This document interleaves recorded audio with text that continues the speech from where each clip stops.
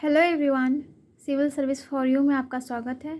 I hope आप लोग बहुत अच्छे होंगे और आपकी पढ़ाई भी बहुत अच्छी चल रही होगी। आज का हमारा टॉपिक है राज्यपाल, गवर्नर। आइए अब उसके बारे में पढ़ते हैं।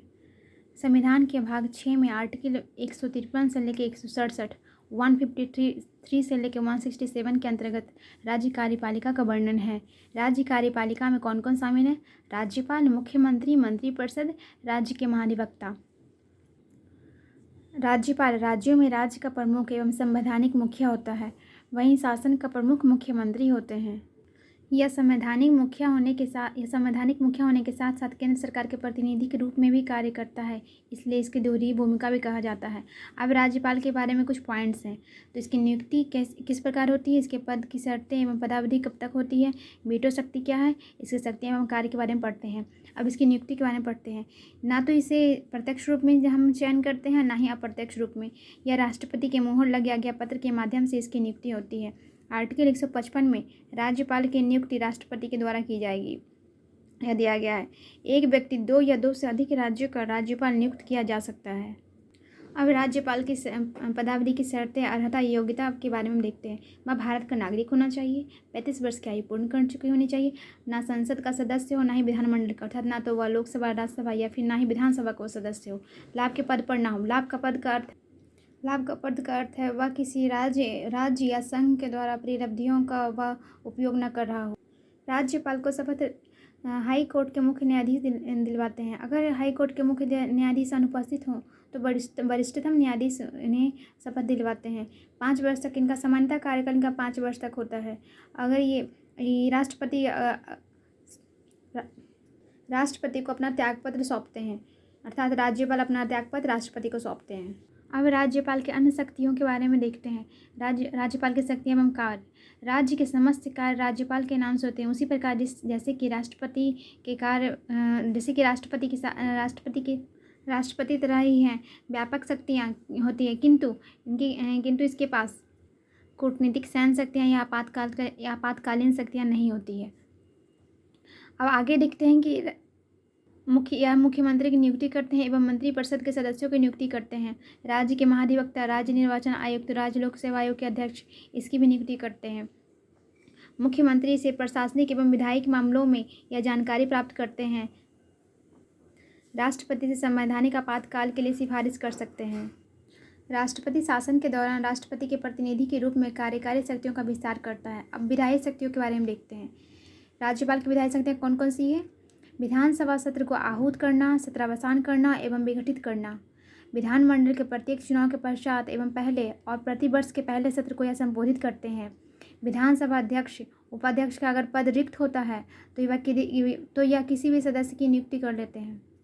विधानसभा अध्यक्ष, उपाध्यक्ष का अगर पद रिक्त होता है तो यह किसी सदस्य की नियुक्ति करते हैं ताकि कार्यवाही सुनिश्चित हो सके। विधान परिषद के 6ठे भाग अर्थात 1/6 भाग को नामित करते हैं। इन 1/6 भाग में कौन कौन से लोग शामिल होते हैं? जो कला, विज्ञान एवं सामाजिक सेवा में निपुण होते हैं, उन व्यक्तियों का यह चयन करते हैं। विधानसभा सदस्य की निर्भरता के मुद्दे पर निर्वाचन आयोग से विमर्श के बाद वह निर्णय करता है। किसी विधेयक को राज्यपाल के पास अगर भेजा जाता है तो उसमें कौन कौन सी परिस्थितियाँ होती है? विधेयक को स्वीकार कर सकते हैं, स्वीकृति के लिए रोक कर रख सकते हैं, पुनर्विचार के लिए वापस भेज सकते हैं। किंतु धन विधेयक के संबंध में ऐसा नहीं होता है। केवल स्थगन वीटो का अधिकार है। अर्थात स्थगन वीटो का अर्थ होता है कि अगर पुनर्विचार के लिए वापस विधानमंडल को भेजा जाता है और उसमें संशोधन के साथ या संशोधन के बिना राज्यपाल के पास अगर वो विधेयक वापस भेजा जाता है तो ये उस पर स्वीकृति देने के लिए बाध्य होते हैं। इसके अलावा आप देखते हैं, विधेयक को राष्ट्रपति के लिए सुरक्षित रख सकता है। राज्य विधानमंडल द्वारा पारित विधेयक को हाईकोर्ट की स्थिति को खतरे में डालता हो। इसके अलावा अन्य परिस्थितियां हैं। संविधान के उपबंधों के विरुद्ध, राज्य नीति निर्देशक तत्वों के विरुद्ध, राष्ट्रीय महत्व का हो। इन परिस्थितियों में राज्यपाल इन विधेयकों को सुरक्षित रख सकते हैं। अनुच्छेद 31 के तहत संपत्ति के अनिवार्य अधिग्रहण से संबंधित हो, इन विधेयकों को भी सुरक्षित रख सकते हैं। विधानमंडल सत्र में नहीं चल रहा हो तो यह अध्यादेश की भी घोषणा कर सकते हैं। राज्य वित्त आयोग, लोक सेवा आयोग, नियंत्रक एवं महालेखा परीक्षक की रिपोर्टों को विधानसभा में ये प्रस्तुत भी करते हैं। अब हम राज्यपाल के वित्तीय शक्तियों के बारे में देखते हैं। वार्षिक वित्तीय विवरण अर्थात राज्य बजट को राज्य विधानमंडल के सामने रखता है। धन विधेयक इसकी पूर्व सहमति के बाद ही प्रस्तुत कर सकते हैं। अप्रत्याशित व्यय के लिए आकस्मिकता निधि से यह अग्रिम ले सकते हैं। पंचायतों नगर पालिकाओं की वित्तीय समीक्षा के लिए वित्त आयोग का गठन करते हैं। धन विधेयक को पुनर्विचार के लिए वापस नहीं हम कर सकते हैं। अन्य विधेयकों में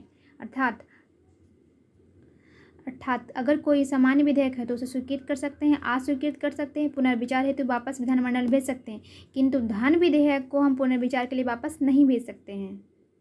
आइए अब कुछ न्यायिक शक्तियों के बारे में देखते हैं। राष्ट्रपति की भांति भी राज्यपाल को राज्य सूची के विषयों पर क्षमादान की शक्तियाँ प्राप्त है। किसी दोष सिद्ध व्यक्ति को दंड को यह कम कर सकते हैं, दंड की प्रकृति में परिवर्तन कर सकते हैं, यह मृत्युदंड को आजीवन कारावास में बदल सकते हैं, किंतु राष्ट्रपति की तरह यह माफ़ अर्थात पूर्णतः माफ़ नहीं कर सकते हैं। यह उच्चतम न्यायालय के साथ विमर्श कर जिला न्यायाधीशों को नियुक्ति करते हैं, स्थानांतरण और प्रोन्नति भी करते हैं। विवेकाधीन शक्तियाँ। किसी विधेयक को राष्ट्रपति के विचारार्थ आरक्षित करना, विधानसभा में विश्वास मत हासिल न होने पर मंत्रिपरिषद को बर्खास्त करना, विधानमंडल एवं प्रशासनिक मामलों में मुख्यमंत्री से जानकारी मांगना, मंत्रिपरिषद के अल्पमत विधानसभा को अगर मंत्रिपरिषद अल्पमत में हो तो वह विधानसभा को विघटित करता है। महाराष्ट्र, विदर्भ एवं मराठवाड़ा के लिए पृथक विकास बोर्ड की स्थापना करना, गुजरात, सौराष्ट्र एवं कक्ष हेतु पृथक विकास बोर्ड की स्थापना करना, ये सब इसकी विवेकाधीन शक्तियाँ हैं। आइए अब कुछ संवैधानिक स्थिति के बारे में देखते हैं। आर्टिकल 154 में राज्य की कार्यपालक शक्ति इसके पास है। आर्टिकल 163 में मंत्रिपरिषद का राज्यपाल को सहयोग तथा सलाह देना हो जाता है। आर्टिकल 103 में मंत्रिपरिषद